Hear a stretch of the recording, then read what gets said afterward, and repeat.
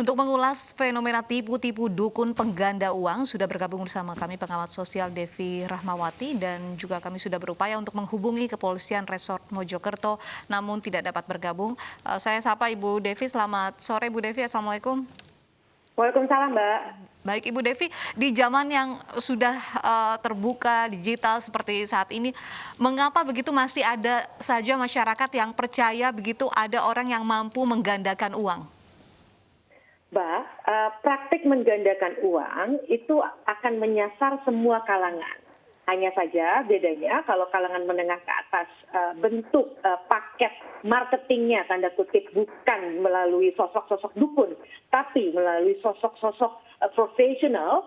Tapi kalau di kalangan menengah ke bawah, sosok yang kredibel adalah sosok yang dekat dengan mereka. Salah satunya adalah dukun misalnya, atau orang yang dianggap pintar, atau orang yang dianggap memiliki kemampuan lebih. Jadi ini sebuah fenomena yang sebenarnya alamiah terjadi dimanapun, bahkan dalam konteks Amerika, bentuknya memang bukan dukun, tapi orang-orang hebat, orang-orang pintar sekalipun seperti Steven Spielberg dan sebagainya, masuk dalam jerat-jerat upaya menggandakan uang dengan cara-cara yang sebenarnya bukan bagian dari investasi pada umumnya. Nah, kenapa ini terjadi pada manusia manapun? Karena secara sederhana ada 4 faktor, saya menyebutnya dengan 4K. Yang pertama adalah ketakutan. Jadi, banyak orang yang sedang mengalami sebuah masalah. Misalnya dia sedang berhutang, atau dia sedang mengalami misalnya kebutuhan uang tertentu dan sebagainya. Ketakutan bahwa dia tidak bisa lagi memenuhi hutangnya atau memenuhi kebutuhannya, itu mendorong dia akhirnya menjadi tidak rasional kembali. Karena ada di dalam secara biologis, di dalam kepala kita, otak itu yang bagian otak itu akan sangat mudah terangsang untuk menjadi tidak rasional ketika unsur-unsur ketakutan masuk. Yang kedua adalah kelangkaan. Nah, biasanya para marketing ini, baik namanya dukun, baik namanya profesional atau apapun, itu pasti akan menjual sesuatu yang sifatnya kelangkaan. Artinya susah loh, kapan lagi loh bisa kayak begini? Nggak mungkin loh. Udah deh, cepetan deh. Ini satu hal yang yang sulit didapat. Pokoknya tenang. Nah, jadi kenapa? Unsur kelangkaan itu yang membuat peradaban manusia itu kemudian maju justru karena kelangkaan. Begitu ada kelangkaan, orang akan berusaha berkompetisi. Manusia itu punya semangat kompetisi. Nah, ini yang kemudian disentuh. Perasaan kelangkaan tadi. Lalu yang ketiga adalah kredibilitas. Jadi biasanya orang-orang yang memang menjadi promotor dari paket-paket ini, entah namanya dukun atau apa, pasti menjual kredibilitasnya dia, bahwa dia orang yang hebat, dia yang pintar, dan sebagainya. Dan yang keempat, memang ada unsur psikologis manusia, yaitu kerakusan. Karena berusaha mendapatkan sesuatu tanpa bekerja keras, itu menjadi sebuah kenikmatan yang pasti menjadi imaji siapapun manusia, mau dari kalangan menengah ke bawah maupun kalangan menengah ke atas. Siapa orang yang tidak mau mendapatkan uang tanpa harus kerja keras? Jadi 4K inilah yang melatar belakangi kenapa sampai hari ini, mau kalangan menengah ke bawah, mau sampai kalangan menengah ke atas, itu kita kan selalu saja melihat media dihiasi dengan berita-berita orang-orang yang terperangkap dalam upaya penggandaan uang. Ada yang pakai dukun, ada yang pakai skema Ponzi, ada yang pakai macam-macam. Biasanya bagaimana ini pelaku bisa meyakinkan korbannya, Mbak Devi? Memang orang-orang yang menjadi marketing dari upaya menggandakan uang dalam berbagai praktik itu adalah orang-orang yang memang biasanya memiliki kemampuan public speaking yang baik. Artinya dia memiliki kemampuan untuk meyakinkan orang lain. Dan tadi profil-profil orang-orang yang memang mudah terkena tersebut adalah orang-orang yang tadi, yang memang misalnya tadi dia sedang terjerat sesuatu, punya utang misalnya, atau kemudian dia lagi membutuhkan uang dalam waktu cepat karena misalnya sakit atau butuh anak harus sekolah atau apapun dan sebagainya. Nah, orang-orang yang kayak gitu karena tadi dia sedang emosi karena ketakutan dan sebagainya, itu menjadi lebih mudah dijerat. Tapi yang paling sederhana adalah tadi memang pada dasarnya di dalam diri manusia itu kita punya kerakusan. Nah, ini sesuatu yang memang ada di dalam diri siapapun, bahkan mungkin termasuk saya. Kalau tidak berhati-hati, kalau tidak terus sadar, ini sangat mudah memang dengan cara apapun. Awalnya kan nyobanya biasanya gini. Kalau yang lebih sophisticated, kalau bukan dukun yang lebih cerdas, biasanya memang ada uang yang dikasih, bahkan tanpa harus memalsukan uangnya. Tapi lama-lama uang itu kemudian makin lama makin sedikit. Nah, ketika pernah dapat, itu menjadi satu pancingan yang menambah tingkat kepercayaan korban terhadap marketingnya tersebut. Jadi memang biasanya awal-awal itu ada tuh ketika dia bilang misalnya dari 1.000 ke 2.000 ada tuh. Nanti kan orang mau nambah lagi nih karena kerakusan tadi kan, kemarin 1.000 jadi 2.000, aku taruh 4.000 harapannya bisa jadi 8.000 misalnya. Nah itu terus. Sang marketing ini biasanya akan memanfaatkan psikologis kerakusan itu untuk kemudian terus-menerus menjerat sampai pada satu titik di mana akhirnya malah orang tersebut mengalami kerugian para korbannya. Bisa disimpulkan tidak bahwa karakter korban ini adalah kelompok golongan menengah ke bawah? Tidak, kalangan menengah ke atas, tadi saya sudah sampaikan, di Amerika levelnya Steven Spielberg dan sebagainya, semua aja kena kok. Cuman marketingnya bukan dukun. Tentu saja kalau orang-orang kayak gitu, marketingnya dia akan menampilkan dirinya sebagai seorang profesional.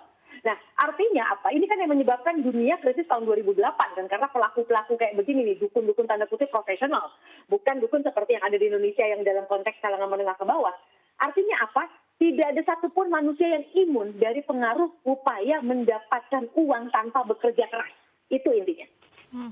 Lalu apa begitu yang harus diperhatikan jika ada orang lain yang ingin mengajak berbisnis dengan iming-iming yang di luar nalar begitu, di luar masuk akal begitu dengan keuntungan yang besar? Apa yang harus kita perhatikan supaya tidak terjerat menjadi korban penipuan seperti ini? Intinya sederhana, tidak mungkin Anda bisa menjadi kaya raya tanpa Anda berkeringat, itu saja. Tidak mungkin Anda cuma duduk-duduk, taruh uang, terus kemudian uang Anda bisa berlipat ganda, apapun namanya, dengan namanya yang canggih-canggih lah. Kalau di dunia profesional tuh dibuatlah skemanya investasi ina itu yang kelihatannya cerdas, tapi sebenarnya intinya sama kayak model dukun tadi. Intinya menggandakan uang, Anda tinggal duduk manis, tenang, kami yang bekerja untuk Anda. Nah, itu suatu hal yang menurut hemat saya sudah pasti potensi penipuannya sangat tinggi. Karena kalau misalnya bicara investasi yang normal, kitanya tuh juga harus berpikir, kita menghitung, kita memperhatikan tren apa segala macam. Karena tidak ada yang investasi yang betul,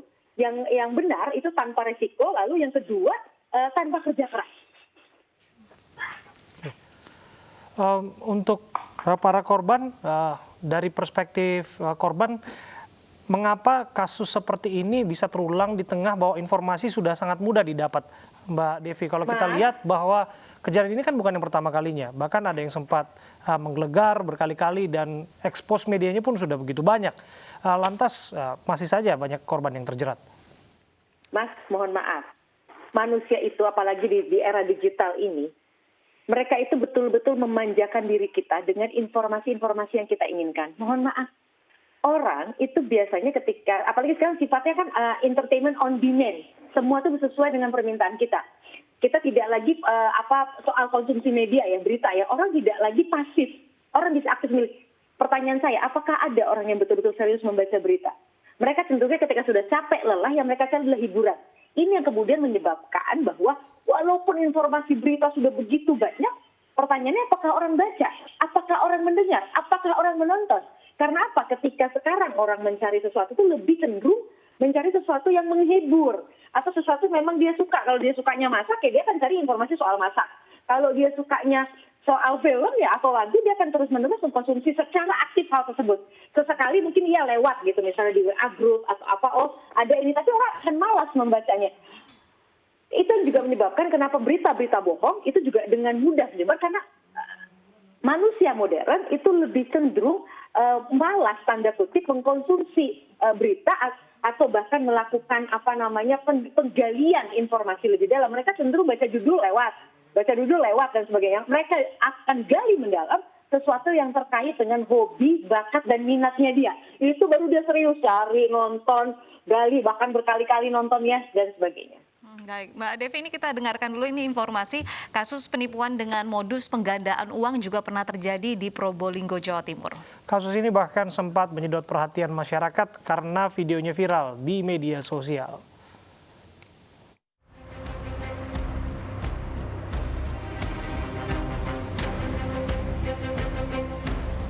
Pada September 2016 yang lalu, warga di Desa Wangkal, Kecamatan Gading, Kabupaten Probolinggo, Jawa Timur, dikagetkan dengan kedatangan 3 satuan setingkat Kompi dari Polda Jatim. Kedatangan polisi ini untuk menangkap Dimas Kanjeng taat pribadi.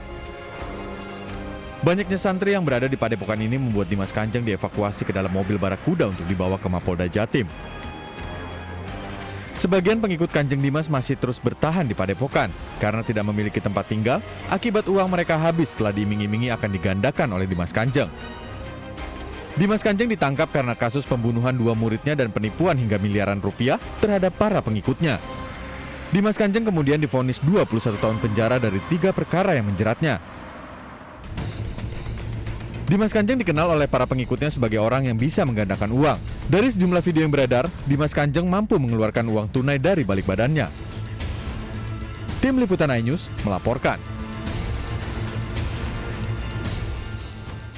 Baik, Mbak Devi, ini kasus Dimas Kanjeng kasus yang cukup fenomenal begitu ya, banyak sekali pengikutnya, kemudian juga bisa menggandakan uang hingga miliaran rupiah begitu.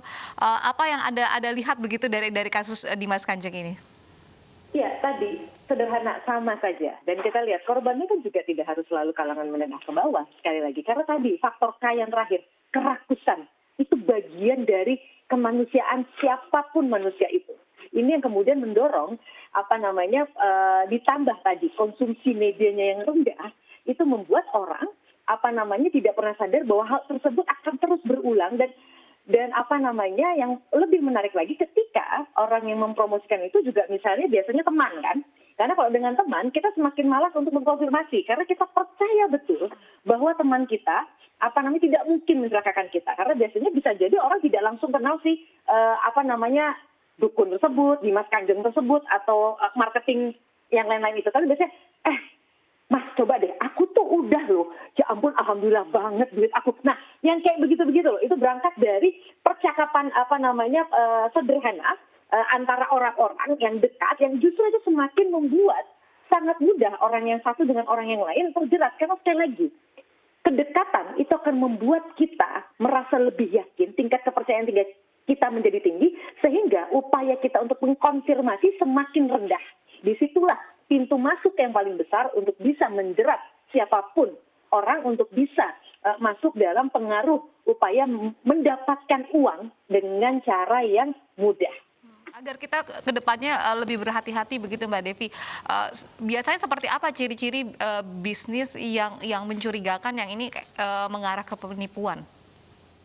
Yang pasti, ketika kalau teman-teman financial pasti lebih paham. Tapi sepengetahuan saya adalah kalau orang sudah menjanjikan uang kita dapat digandakan tanpa kita perlu melakukan apa-apa. 2, jumlah yang digandakan itu bisa 100 bahkan 400%. Jadi misalnya duit 1.000, bisa 1.000 lagi. Itu saja sudah pasti potensi penipuannya sangat besar. Karena kalau investasi yang benar nggak mungkin uang 1.000 jadi 2.000. 1.050 aja tuh sulitnya setengah mati. Menjadi 1.100 aja sulitnya setengah mati. Biasanya itu memang janjinya betul-betul hipol bola. Betul-betul kalau istilah anak sekarang betul-betul lebay. 1.000 hingga 100 hingga bahkan 1.000% juga bisa dia janjikan. Nah, ini memang dilakukan oleh orang-orang yang mampu memiliki kemampuan komunikasi persuasif yang kuat sekali. Artinya dia biasanya penuh percaya diri atau kemudian dia punya embel-embel tertentu atau orang yang memang dihormati. Nah, ini yang berbahaya. Ditambah hati-hati juga kalau yang ketiga, kalau informasi itu dari saudara Anda, kita paham bahwa kita tidak boleh curiga dengan saudara kita. Yang kita curigai bukan saudara kita, tapi orang yang menjanjikan itu kepada saudara kita. Tugas kita untuk mengamankan diri kita. Dan syukur-syukur menyelamatkan saudara kita bantu dulu untuk mengecek. Jadi kalau kita punya sifat kepo, lanjutkan untuk urusan-urusan ini. Jadi jangan keponya hanya untuk ngeliatin mantan, tapi sebaiknya adalah keponya untuk hal-hal yang sifatnya sangat strategis seperti keuangan atau kesehatan seperti ini. Baik, semoga apa yang disampaikan Mbak Devi ini bisa jadi pembelajaran agar kita tidak tertipu ya. Terima kasih Mbak Devi sudah bergabung bersama kami di iNews Sore.